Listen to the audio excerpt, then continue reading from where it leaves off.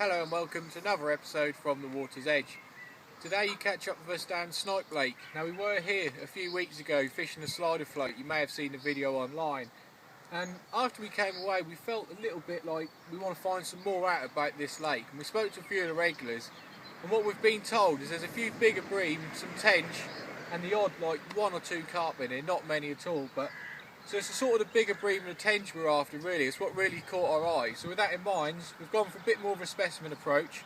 I'll be using 2 rods today. I think it's going to be a bit more of a waiting game. I've got 1.5 pound specimen rods, small bait runners and some 8-pound line. And on there we've just got a running feeder rig, which we will show you a bit more later. That's going to be my setup. What I'm now going to do is I'm just going to quickly get some ground bait out in the spot we're going to fish. We're not going too far out. We just want to create a little bed of bait. Once we've done that, we'll be able to get the rods on top of it, and then as I said, it's a bit more of a sit back and wait rather than keep persistently going trying to work at it.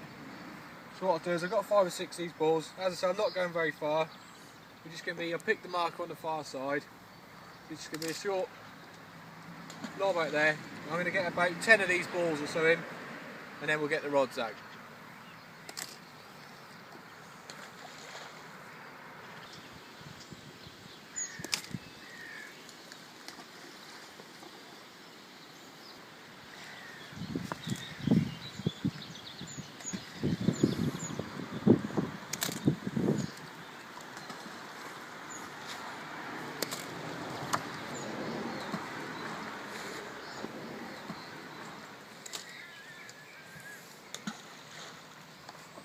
Well, that's the last of the balls out. I've put probably 10 or 15 out there. It's quite a nice big area, so we're trying to get a lot of fish, just sort of mooching about, picking up odd baits here and there.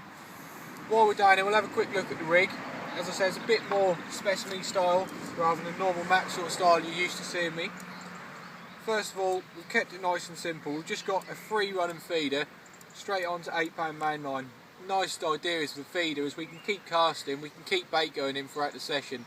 With leads it's a bit harder. I don't really want to be catapulting more bait out again because it may spook the fish. So this is a great way to keep introducing bait. One then literally just comes down to fairly long hook length. I think there's a bit of weed on the bottom, so we've gone quite long. The hook length's 8 pound also, and then we've got on one we're going to be fishing a little bunch of worms, so we've just got a normal size 6 hook, size 8 hook, sorry. And then on the other one we're going to go for a hair rig, probably either corn or pellet on that one. Anyway, that's the rigs, both identical. Let's get a couple of rods out and we'll see if we can have a fish.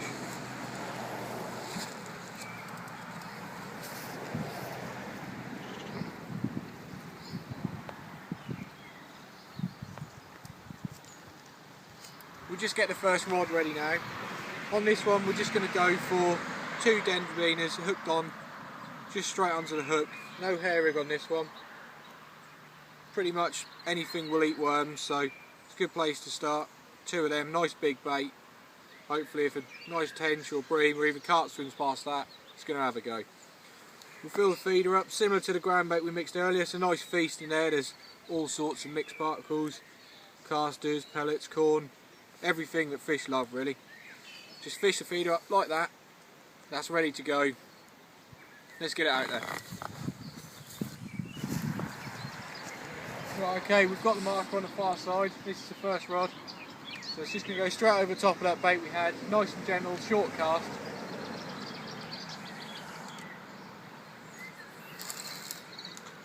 And that's out.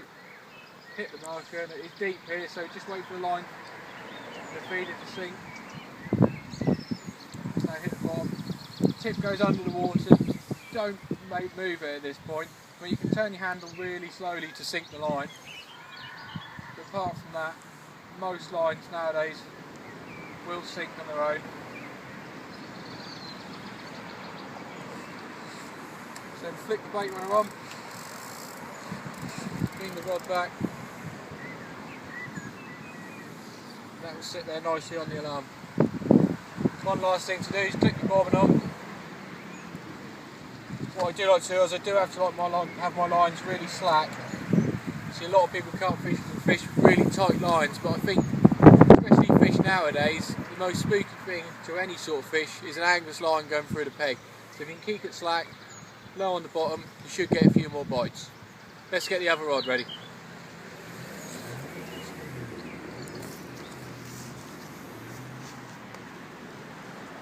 Rod number 2 about to go out now. A little bit different from the first one. We've got a hair rig and we're going to go with a normal 8mm pellet. We've got a lot of pellets going through the ground bait. I think most fish nowadays are switched on to pellet as one of their natural foods, so that's always a good place to start. Same rig though, exactly the same, so we're just going to fill that feeder up. Pack it nice and tight. Like I said, it is deep, so you do need to push it in quite tight so it gets to the bottom. And we're ready to go with rod number 2. This rod will be going on the same line as the other one. Like I said, we're baited a big area. It's just going to be about 10 yards apart. Keeps the fish hopefully in the same area. We don't want to be splitting them up too much. It's got in nicely. And it's just exactly the same procedure. Let the bait sink. Hit the bottom, sink the line.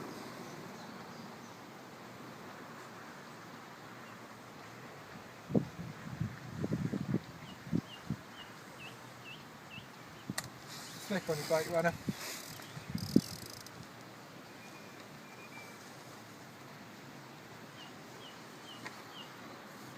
And then just clip on your bobbin. Keep that line nice and slack.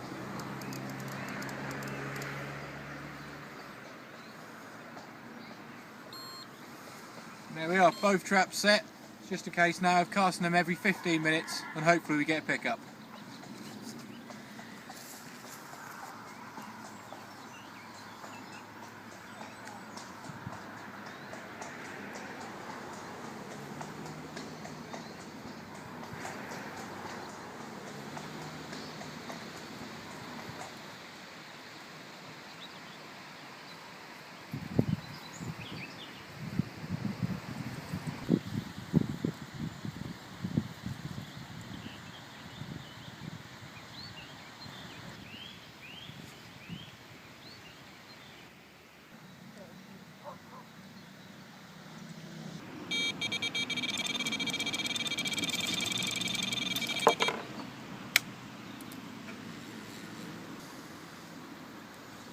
Well, it hasn't taken too long.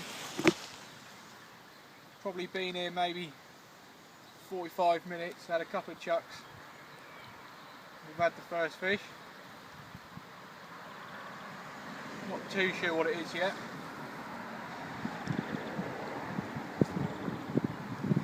I think it's a nice bream, I've just seen it roll.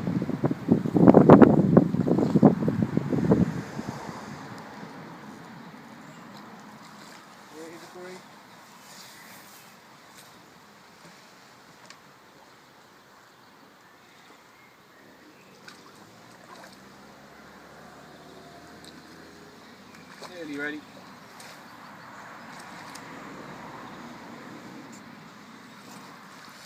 There we are, he's ours.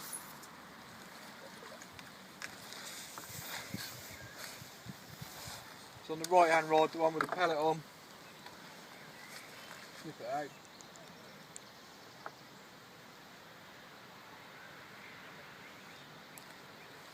Quick look at him.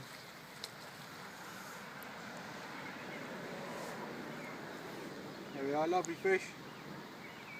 Great way to start the session as well. Well, we'll slip him back, probably 3 or 4 pound. Get the rod back out there, hope there's a few fish in the swim.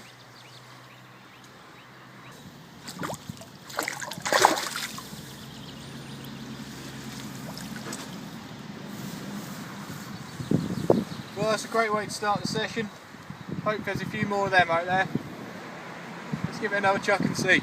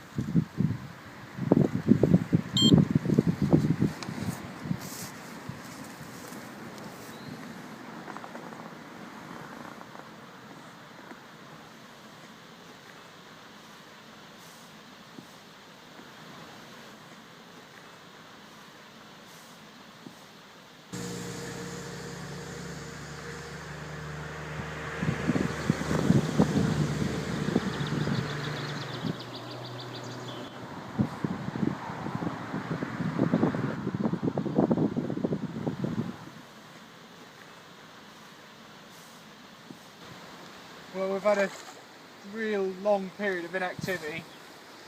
We've kept the cast going in. We finally had another fish. Not the biggest fish at all. But on a day like this one it's been quite hard.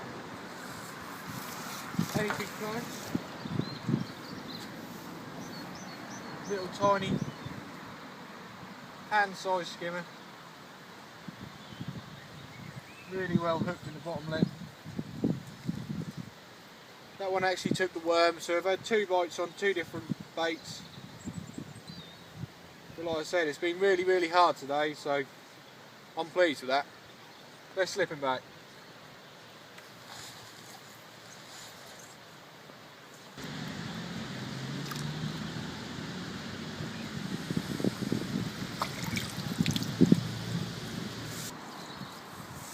Well, after that I think we'll slip another worm on. We haven't got very long left in the session, but we may have a chance of another fish or 2.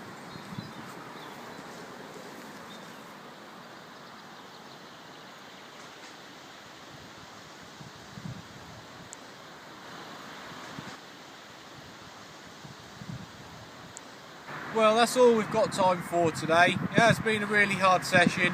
We've shown you a couple of fish, but I almost feel like the fish are 1-0 up at the moment. I've got a couple more plans to come back down this lake and do a bit of pre-baiting, see if we can have a few fish that way, especially some of the really nice tench we've heard the stories about. When you do set your stall out in this specimen sort of aspect, trying to target bigger fish, you do have to sort of expect these quieter days. That makes the good days a lot better when they come along. But I suppose that's why the old saying is called fishing and not catching. We'll see you again on the next one.